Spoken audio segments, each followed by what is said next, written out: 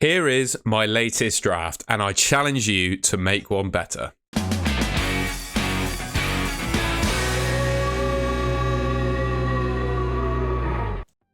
All right, then we're going to start off with the goalkeeper and my defenders. Starting off, I've gone with Onana in goal. I think 5 million is a very good price for him, and that was kind of the price we were all praying for when he signed for Man United, just waiting for FPL to release his price.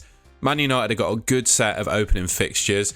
I think last season they proved they can be really strong defensively, and Onana, I expect him to make a similar level of saves to what David De Gea did, and he's priced 5 million. I think is very reasonable. You know, the clean sheet potential that Man United have, the good set of opening fixtures they have as well, I think he's a great option, and he's in goal for me.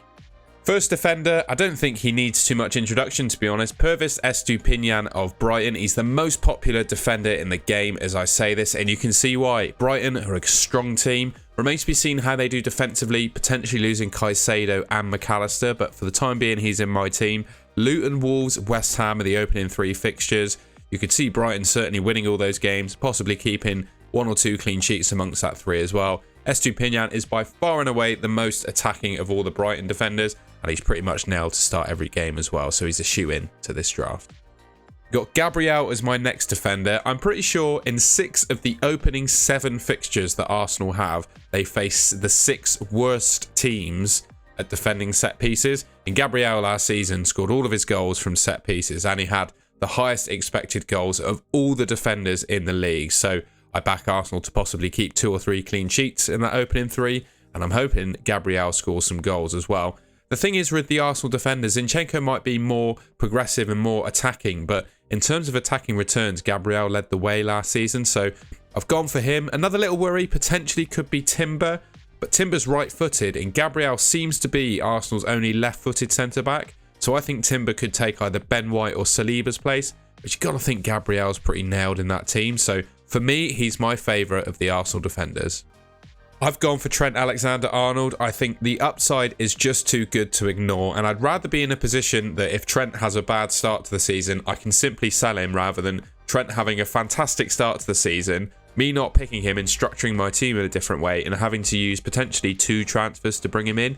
Starting off with him means, of course, if he does well, you've absolutely smashed it because he's already in your team, and if he doesn't do so well, I don't really think you're going to lose out on too many points. You can simply make some transfers to get rid of him and improve the rest of your team. So yeah, hoping for some good attacking returns, playing in midfield in those opening fixtures.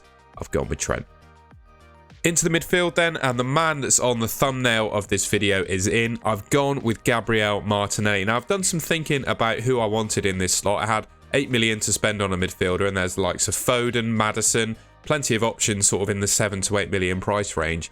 But I've gone for Martinelli purely because I actually think he's better than Martin Odegaard as an option. Odegaard had some fantastic goals and assists last season, but his expected data was slightly lower, which meant he overperformed his expected goals by quite a margin, and I do expect that to retract a little bit next season. Also, with the signing of Kai Havertz, I also think Odegaard's going to play a bit deeper.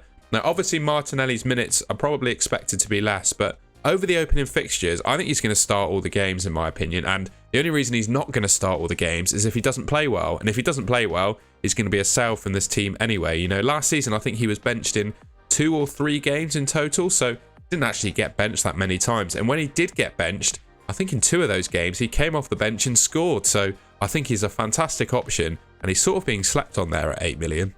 Next up, I've gone for Mitoma. I think I've said a couple of times on Twitter that I'm not too interested in him, but I've been sucked in. He's had a good pre-season, and I think of all the 6.5 million mids, I've got another that I'm going to talk about in a later segment, but of all the 6.5 million mids, I think Mitoma is up there with one of the best. You know, he plays for one of the best teams.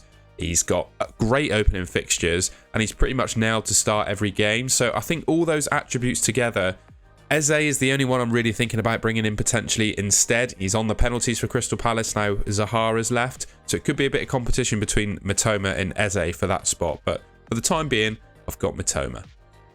Now, I really do think that FPL have underpriced Saka by quite a margin, and yeah, there's just absolutely no way I'm going into this season without him in my team. I think he should be, you know, in and around 9.5, 10 million for the potential returns that he has this year.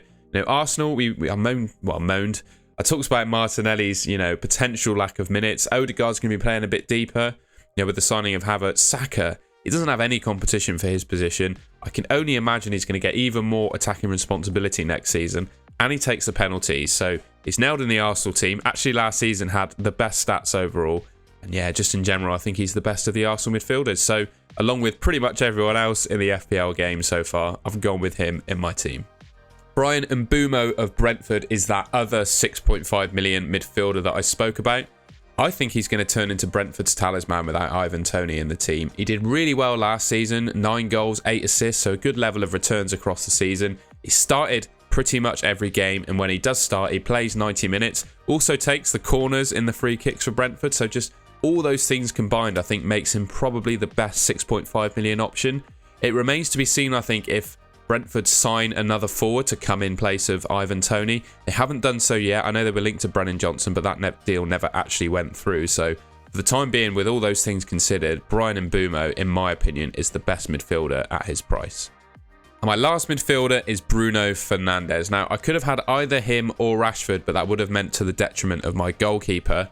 Bruno Fernandes, I think, is in store for a fantastic season, provided Man United sign themselves a striker.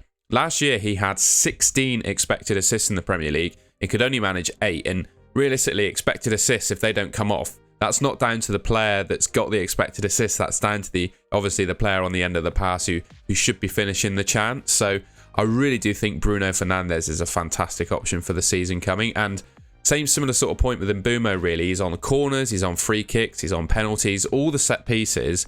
And even when he's injured, he plays for Man United. He doesn't miss a game. He doesn't miss a minute. You can just bank on him to play every game all season. And regardless of the opposition, with those penalties and free kicks that he has, and to be honest, he's just such a wonderful player. I think he can score against pretty much anyone. So for me, it's just a set and forget pretty much for the season. I've gone for 2 strikers up front. I've gone for Nkunku. He looks really good in pre-season, and I think he's going to be the penalty taker for Chelsea. Ignoring that Liverpool game, to start things off, and even then I think Chelsea could probably score a goal in that game. Their fixtures for the first 8 or 9 game weeks are the best by far of any team in the league. So for me, it'd be a real shame not to have a Chelsea asset in there. So for that reason, I've gone for Nkunku. Obviously, you could have Gabriel Jesus as well, but I just couldn't fit him in with the way this team's structured, really. I wanted Martinelli and Saka, and at the 5 million price point for Gabriel, there's not really another defender that can compete with him. So I think with the structure of my team and the way the players are priced up, Nkunku is the best option. Then the final player, I don't need to talk about Erling Haaland, really. He's in for that first game week 1, and he's going to be my captain. And here's the team as a whole. I've gone through the 11 in the video just there, but on my bench, I've gone for Areola. Maybe, and it's the one thing to look out for, Tom Heaton could be signing for Luton, and if he did, he would be the only starting 4.0 million goalkeeper in the game. So if that move happens, I'll probably be replacing Areola with Tom Heaton. The reason I've gone for Areola at the moment is I think he's the 4.0 million goalkeeper with the greatest chance of starting, although I haven't seen some of his performances in pre-season. I don't think that's going to happen. Matty Cash, in my opinion, is the best 4.5 million defender, and he offers great coverage on the bench should any of my 11 not be playing the way my team's structured. He can come into any of those positions, and I can go into a 4-5-1 if one of my starting striker gets benched, a 4-4-2 for one of the midfielders, and obviously he can come in for a defender as well. Semenyo at 4.5 million. There's a real lack of 4.5 million strikers, as we already know. I think Semenyo's probably the one to get the most minutes. And then Baldock looks to be starting at wing-back for Sheffield United at the beginning of the season. That makes him, in my opinion, the most attacking of the 4.0 million defenders. So for that reason, I've gone for him in my team. Alright, and that's the end of the video. A quick little insight there into where my draft currently is in FPL. Let me know in the comments what you think of it, and I set you a challenge at the start of the video to tell me if you can beat this draft. So if you've got a draft that you think beats this, let me know in the comments as well. If you enjoyed the video, I'd really appreciate it if you could leave a like rating and subscribe to the Goal and Goal channel just there. I've got plenty more FPL video ideas and content coming your way before the start of the season. And of course, I'll be making videos throughout the season as well. So if you want to subscribe, oh, it's there. Please stick around. All right, I'll catch you in the next video.